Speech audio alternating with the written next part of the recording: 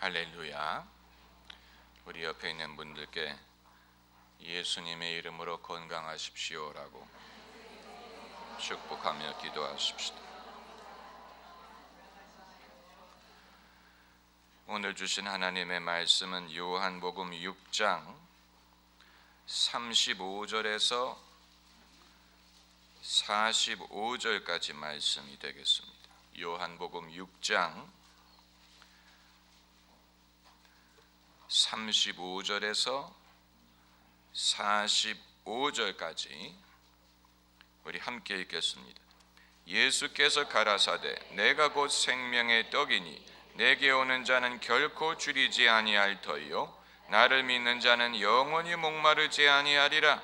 그러나 내가 너희더러 이르기를 너희는 나를 보고도 믿지 아니하는도다 하였느니라. 아버지께서 내게 주시는 자는 다 내게로 올 것이요 내게 오는 자는 내가 결코 내어 쫓지 아니하리라. 내가 하늘로서 내려온 것은 내 뜻을 행하려 함이 아니요 나를 보내신 이의 뜻을 행하려 함이니라. 나를 보내신 이의 뜻은 내게 주신 자 중에 내가 하나도 잃어버리지 아니하고 마지막 날에 다시 살리는 이것이니라. 내 아버지의 뜻은 아들을 보고 믿는 자마다 영생을 얻는 자기가 하늘로서 내려온 떡이라 하심으로 유대인들이 예수께 대하여 수군거려 가로되 이는 요셉의 아들 예수가 아니냐? 그 부모를 우리가 아는데 제가 지금 어찌하여 하늘로서 내려왔다 하느냐? 예수께서 대답하여 가라사대 너희는 서로 수군거리지 말라. 나를 보내신 아버지께서 이끌지 아니하면 아무라도 내게 올 수 없으니 오는 그를 내가 마지막 날에 다시 살리리라. 선지자의 글에 저희가 다 하나님의 가르치심을 받으리라 기록되었은즉 아버지께 듣고 배운 사람마다 내게로 오느니라. 아멘. 요한복음이 다른 복음서보다도 나중에 기록됐다는 것을 오늘 본문 같은 구절을 보고 알 수 있습니다. 왜냐하면 오늘 본문에는 믿지 않는 자들에 대한 예수님의 고민이 담겨져 있기 때문입니다. 어떤 구절이 바로 그것이냐? 바로 이 36절에 내가 너희더러 이르기를 너희는 나를 보고도 믿지 아니하는도다 하였느니라. 유대인들이 예수님을 믿기를 거부하는 그것을 예수님이 지적을 하고 계십니다. 이 다른 복음서에는 예수님을 믿을 가능성을 열어놓았습니다. 그래서 만민에게 온 천하를 다니며 만민에게 복음을 전파하라라는 마가복음의 구절이나 마태복음의 모든 족속으로 제자를 삼아라라는 구절처럼 예수님을 믿을 가능성을 열어놓았습니다. 그런데 요한복음에는 믿지 않는다라는 말과 유대인들이 예수님을 믿지 않았다라는 말이 등장을 합니다. 이 다른 복음서에는 예수님에 대하여 태클을 거는 사람, 이의를 제기하는 사람들을 바리새인이라든가 서기관이라든가 그들을 구체적으로 언급을 하는데 요한복음에서는 아예 통틀어서 유대인들이라고 말하는 것을 볼 수 있습니다. 오늘 본문에서도 그런 구절이 나옵니다. 그게 바로 41절에 자기가 하늘로서 내려온 떡이라 하심으로 유대인들이 예수께 대하여 수군거려. 그러니까 일부 사람, 서기관 이런 식으로 구체적으로 언급을 한 게 아니고 아예 통틀어 유대인들이 수군거렸다 이렇게 말한 것은 요한복음은 유대인들이 공식적으로 예수 그리스도를 메시아로 믿기 거부한 사건이 발생한 후에 기록되었음을 증명하는 것입니다. 그것이 주후 80년경에 이루어진 사실인데 유대인 이 공식적으로 유대인 회당에서 예배를 시작할 때 예수 믿는 자들을 저주하는 말로 시작하라는 명령을 내리므로, 이것이 그때까지만 해도 예수님을 믿는 유대인과 안 믿는 유대인들이 섞어서 예배를 드릴 수 있었는데, 이후로부터는 그것이 불가능해지고 그것이 결국은 유대교와 기독교가 서로 별도의 길을 가는 계기가 되었습니다. 다른 복음서는 그 이전에 기록이 되었는데 요한복음은 그 이후에 기록이 되었기 때문에 이제는 요한이 유대인이라고 말할 때는 예수님을 믿기 거부한 사람들을 통틀어 일컫는 말이 되어버린 것입니다. 그래서 오늘 본문에 당신을 믿지 않는 자들에 대한 예수님의 고민이 반영되어 있습니다. 그것을 잘 드러내는 성경 구절이 바로 37절, 아버지께서 내게 주시는 자는 다 내게로 올 것이요. 그 말이 간접적으로 시사하는 것은 아버지께서 내게 안 주는 자도 있다는 얘기입니다. 그러므로 아버지께서 내게 주시는 자는 내게 올 것이지만 아버지께서 내게 주시지 않는 자는 오지 않는다. 내게 오지 않는 자들은 아버지께서 주시지 않았기 때문이다. 그런 뜻을 담고 있습니다. 우리도 그 고민을 하지 않습니까? 우리도 그 고민을 합니다. 왜 누구는 믿는데 누구는 안 믿느냐? 아무리 애를 써도 안 믿는 사람이 믿기를 거부하는 것을 볼 때 마음에 고민을 합니다. 왜 누구는 은혜를 쉽게 받는데 누구는 아무리 애를 써도 은혜를 받지 못하느냐? 왜 누구는 교회를 쉽게 나오는데 누구는 결코 교회 나오기를 거부하느냐? 그 이유가 무엇일까? 여기에 대해서 우리도 고민을 합니다. 예수님도 그 고민을 하셨을 것이라고 봅니다. 그러나 예수님은 믿지 않는 자들에 대하여 단정을 하지는 않았어요. 그들이 지옥 간다거나 그들이 어둠의 자식이라거나 이런 말씀을 하시지 않고 오직 말씀하시기를 아버지께서 내게로 주시는 자는 내게 올 것이다. 그리고 내가 그들을 결코 내어쫓지 아니하리라 라고 겸손하게 말씀하셨습니다. 우리도 마찬가지인 것입니다. 하나님이 내게 주셔야 내게 올 수가 있는 것이지, 하나님이 내게 주지 아니하면 내가 아무리 애를 써도 그들이 내게로 오지 않습니다. 그 말은 내가 전하는 말을 받지 않고 나와 신앙으로 함께 하려고 하지 않는 것입니다. 이건 모든 목회자들도 명심해야 될 구절입니다. 목회자가 애를 쓴다고 난리 발버둥을 친다고 하나님이 주시지 않은 자가 그 사람을 합류하는 게 아니에요. 하나님이 주셔야 돼요. 아마 여러분 중에는 왜 누구에게는 많이 주고 누구에게는 적게 줍니까? 하나님이 불공평하지 않습니까? 그런 질문을 하는 사람은 못난 사람이나 하는 것입니다.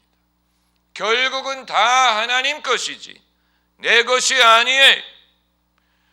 하나님이 우리에게 맡기시는 사람들은 결국 하나님 것입니다. 내 것이 아니에요. 잠깐 내게 맡겨서 섬기도록 하시는 것이지 그들이 내 소유가 되는 것이 아니에요. 성도들을 목사의 양이라고 부르지만 그들은 목사의 양이 아니고 예수님의 양이, 결국은 예수님의 것입니다. 목사는 잠시 이 세상에 있는 동안에 그들을 섬기도록 부름을 받은 것입니다. 그렇기 때문에 모두가 내게 오기를 요구하면 안 돼. 예수님도 그런 요구를 하지 않았어요. 그리고 당신에게 오지 않는 자들에 대하여 험한 말씀을 하시지 않았어요. 저들이 나쁘다느니, 저들이 지옥 갈 놈들이라느니 이런 말씀을 하지 않았습니다. 예수님도 그들에 대한 판단을 하나님께 맡기셨어요. 그래서 아버지께서 내게로 오는 자는, 내게 주시는 자는 내게로 올 것이요. 편안한 마음을 가져야 됩니다. 이것이 예정론을 말하는 것이 아니냐? 내게 주시지, 예수님께 주시지 않았다는 말은 그들은 지옥 가기로 예정되었다는 말이 아니냐? 너무 어려운 신학적인 해석을 할 필요가 없습니다. 예수님이 지금 어떤 그들에 대해서 단정을 내리는 것은 아니에요. 왜냐하면 유대인들이 현재는 믿지 않지만 장차 예수님께 돌아올 날이 있기 때문에 바울이 로마서에서 그것을 말하고 있습니다. 언제 유대인들이 예수님께 돌아옵니까? 이방인의 수가 차면, 이방인의 충만한 수가 찬 후에 유대인들의 강팍되된 마음이 변해서 예수님께 돌아오게 될 것이다. 그래서 결국 모든 유대인은 구원을 받으리라. 사도 바울이 그렇게 예언을 하고 있습니다. 아직 그때가 되지 않았어요. 아직 이방인의 충만한 수가 차지 않았습니다. 이방인의 충만한 수가 차면, 다시 말하면 이방인들에게 복음을 믿을 만한 충분한 기회가 주어진 후에는 유대인들이 다시 예수님께 돌아오게 될 것입니다. 그래서 예수님 말씀이 이 천국 복음이 땅 끝까지 증거되고 끝이 오리라.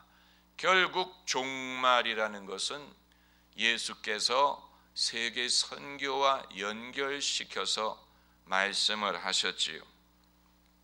오늘 본문 말씀은 예정론적인 뜻도 있고 구원의 안전함을 보여주는 면도 있습니다. 어떤 데에서 예정론적인 것을 찾느냐? 아버지께서 예수님께 주시는 자가 있다는 사실, 그건 그들을 선택하셨다는 뜻입니다. 누구는 구원받기로 예정되고 누구는 지옥 가기로 예정되었다라고까지 결론을 내릴 수는 없지만 적어도 예수님이 이끌지 아니하면, 하나님이 이끌지 아니하면 아무도 예수님께 올 수 없다는 사실이, 그게 바로 44절에 있는 말씀이에요. 나를 보내신 아버지께서 이끌지 아니하면 아무라도 내게 올 수 없으니. 한번 따라해 보세요. 아무라도.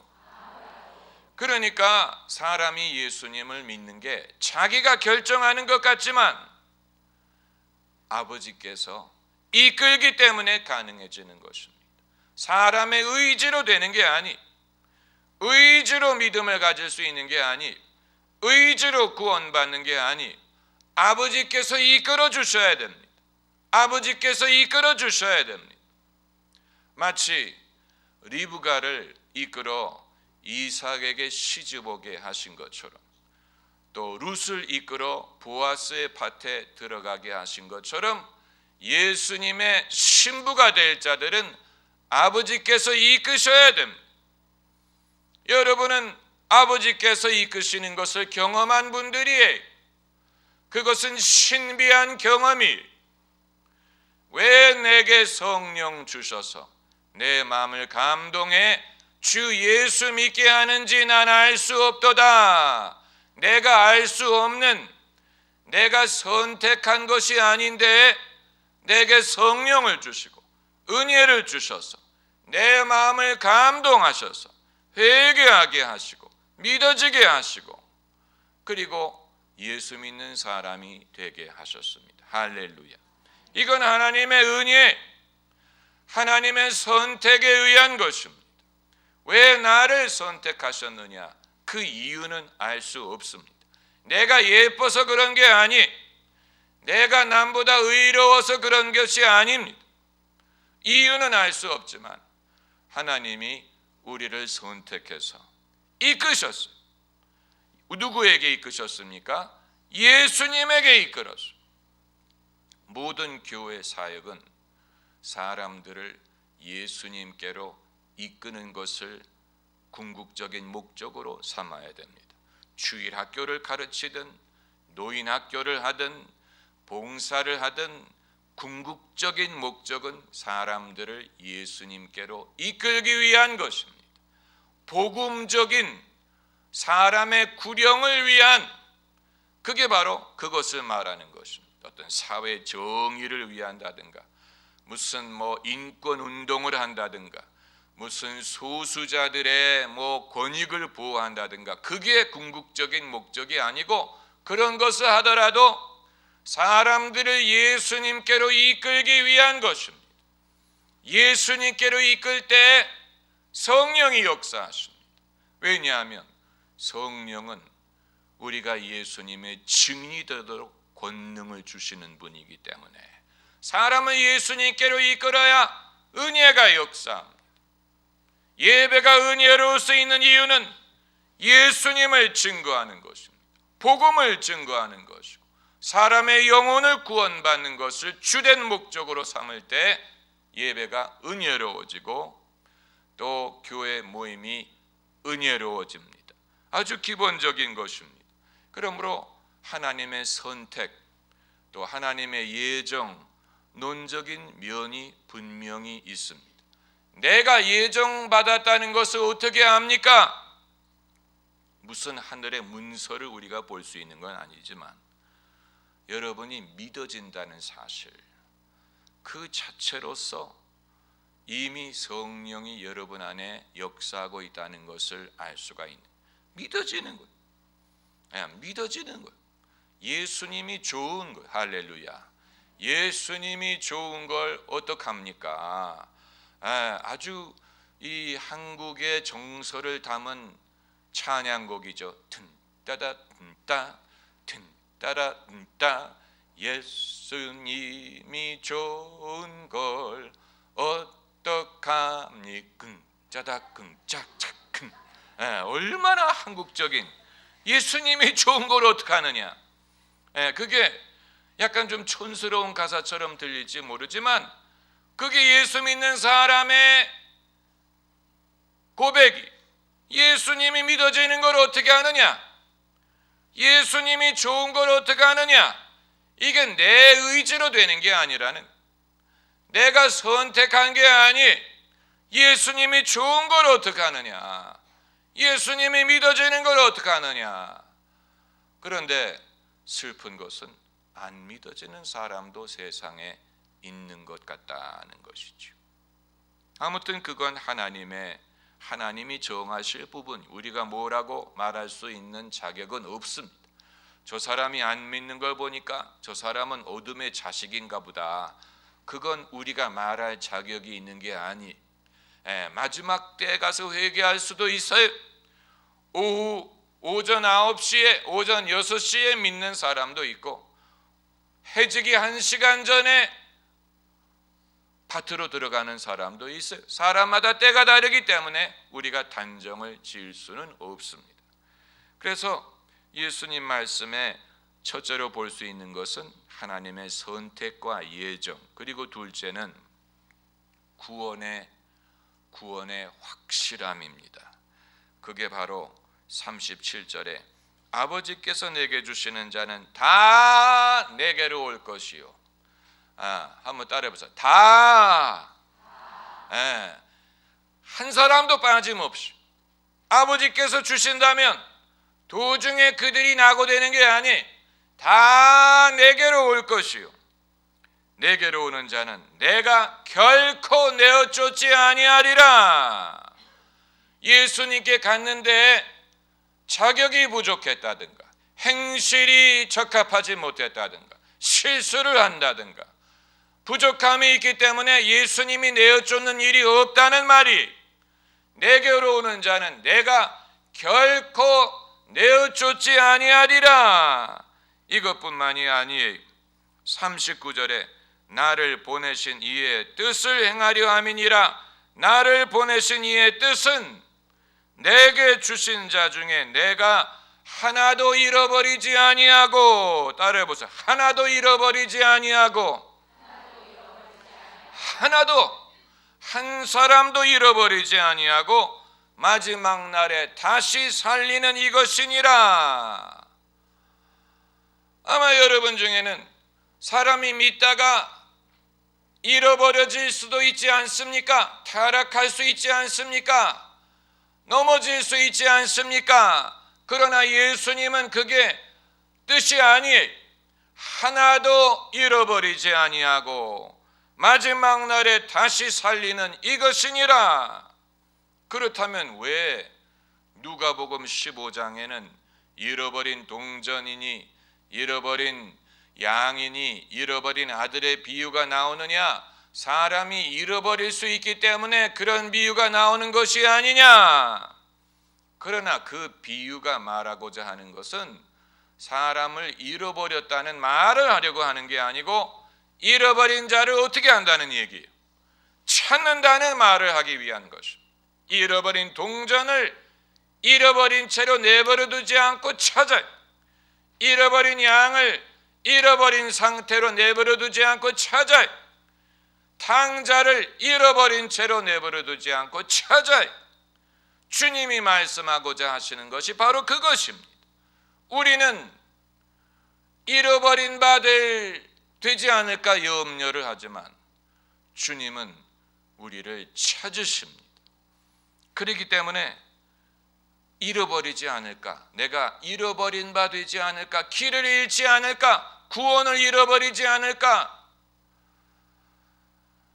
천국 시민권을 잃어버리지 않을까 염려할 필요가 없습니다. 왜냐하면 주님이 우리를 안 잃어버리시기 때문에.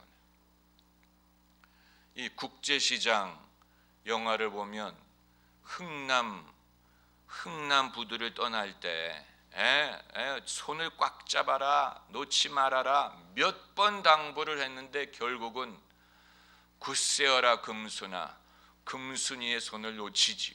잃어버린 바돼. 사람은 잃어버려. 사람은 서로 잃어버려. 그러나 주님은 우리를 잃어버리지 않습니다. 그건 주님의 의지인 것뿐만이 아니고 하나님 아버지의 뜻이.